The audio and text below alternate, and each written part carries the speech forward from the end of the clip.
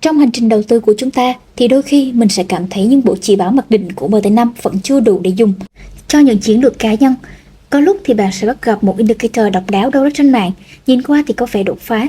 Và trong đầu lúc này sẽ ré lên suy nghĩ rằng nếu mình có thể tích hợp nó vào Xnet MT5 thì biết đâu hiệu quả phân tích sẽ bước sang một tầm cao mới. Thế nhưng đi kèm với cơ hội là rủi ro. Cài đặt sai cách không chỉ khiến indicator hoạt động sai lệch mà đôi khi còn phải treo cả nền tảng. Nguy hiểm hơn là nếu tải về từ nguồn không an toàn thì bạn có thể đối diện với rủi ro bảo mật. Và đó chính là lý do vì sao hôm nay Xtrading sẽ giúp bạn nắm rõ các cách làm chủ indicator tùy chỉnh trên Xnet MT5, không chỉ dừng lại việc ở thao tác kỹ thuật mà còn là tư duy quản lý một công cụ một cách khoa học và chuyên nghiệp nhất.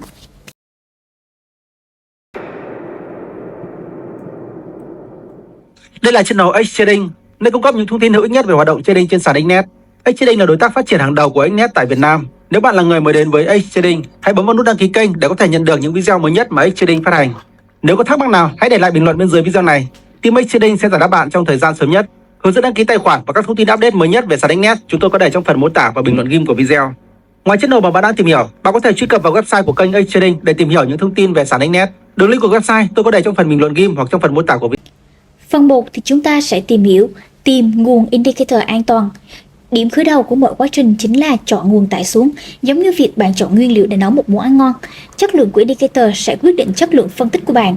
Và nguồn đáng tin cậy nhất ở đây không đâu khác chính là MWL5, một chợ chính thức, nơi mà mọi indicator đều có thể được kiểm duyệt trước khi mà công bố. Tại đây thì bạn có thể tìm thấy hàng nghìn công cụ, từ miễn phí đến trả phí, và đầy đủ đánh giá từ cộng đồng. Ngược lại, việc tải indicator từ những diễn đàn trôi nổi hay là các nhóm chia sẻ file không rõ nguồn gốc thì bạn có thể sẽ trả những giá đắt. Đầu tiên là rủi ro về mã độc. Một file indicator tưởng chừng vô hại nhưng có thể chứa virus và đánh cắp toàn bộ thông tin tài khoản của bạn. Thứ hai là rủi ro reband. Một số indicator vẽ lại, nghĩa là tín hiệu trong quá khứ thì đẹp, nhưng mà thực tế thì liên tục đổi màu, khiến trader dễ rơi vào bẫy. Và cuối cùng là rủi ro gây lỗi nền tảng. Code kém chất lượng có thể làm MT5 giật lag, thậm chí là sẽ khiến bạn treo máy đúng vào lúc quan trọng. Ngoài ra thì chúng ta cũng cần hiểu sơ lược về các định dạng file. MWL5, mã nguồn có thể chỉnh sửa, phù hợp cho những ai muốn tự nghiên cứu hoặc là tùy biến. Còn EX5 là file đã biên dịch, chỉ để cài đặt và sử dụng, không thể sửa đổi được. Việc phân biệt này giúp bạn tránh nhầm lẫn, đồng thời sẽ quản lý indicator dễ dàng hơn. Khi đã có trong tay các indicator ưng ý, câu hỏi bạn đặt ra sẽ là làm thế nào để quản lý chúng khoa học nhất. Một trader chuyên nghiệp thường không cất giữ file lộn xộn như trong một thư mục. Thay vào đó thì họ sẽ tạo ra cấu trúc quản lý riêng.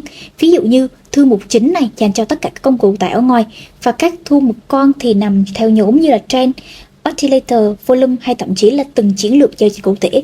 Cách làm này giúp bạn tránh trường hợp bị ngộp khi mà core indicator của mình ngày càng nhiều. Và quan trọng hơn hết là khi cần một công cụ nào đó thì bạn có thể tìm ra nó trong vài giây thay vì phải loay hoay cả buổi. Một mẹo nữa là hãy lưu lại những phiên bản indicator đã thử nghiệm và cảm thấy hiệu quả, đồng thời loại bỏ những indicator rác. Điều này sẽ giúp hệ thống MT5 chạy mượt mà và tránh nặng nề lộn xộn nhé.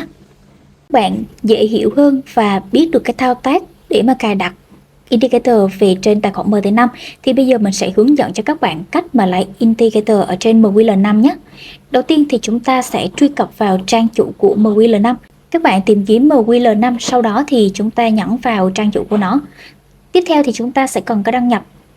Ở đây thì mình đã đăng nhập vào tài khoản của mình rồi. Sau đó thì các bạn sẽ nhấn vào cho mình là market. Rồi, ở đây thì các bạn sẽ chọn là indicator nhé. Và đây nó sẽ hiện ra đầy đủ tất cả các indicator mà bạn có thể cài đặt, từ trả phí cho tới là miễn phí. Cụ thể mức giá rất là rõ ràng, thuận mưa thì vừa bán thôi. Và trước khi mà các bạn thanh toán mua bán hay là cài đặt ấy, thì các bạn nên xem vào thông tin của nó và đọc thông tin của nó, xem có phù hợp với mình hay không. Ngoài ra thì các bạn có thể đọc review của các người dùng trước này và comment của họ này.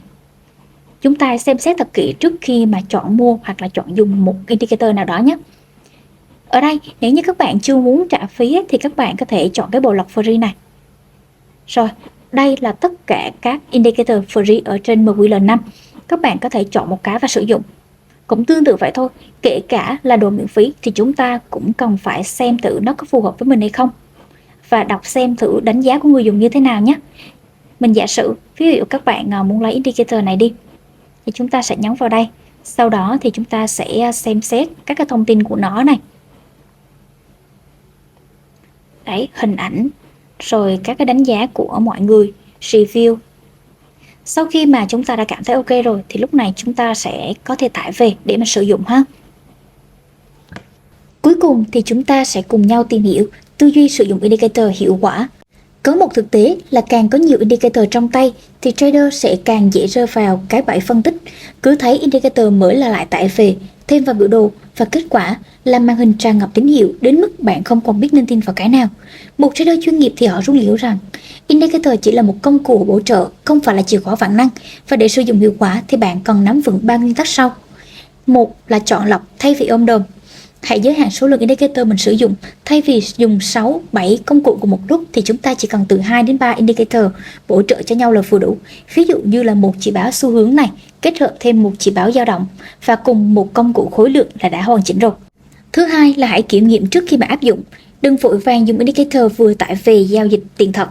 Các bạn nên chạy thử nó trên tài khoản demo hoặc là backtest dữ liệu quá khứ để xem công cụ này có phù hợp với chiến lược của bạn hay không. Và thứ ba là tùy chỉnh phù hợp với cá nhân.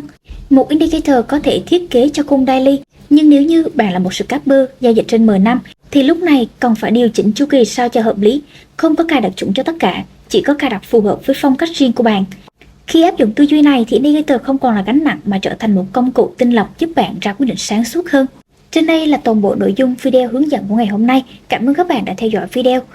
Nếu như thấy nội dung này hữu ích, hãy nhấn like và subscribe kênh Xtrading để không bỏ lỡ những video chia sẻ chuyên sâu tiếp theo. Nếu bạn có một indicator yêu thích, hãy để lại bình luận bên dưới, biết đâu đó sẽ là chủ đề cho video tiếp theo.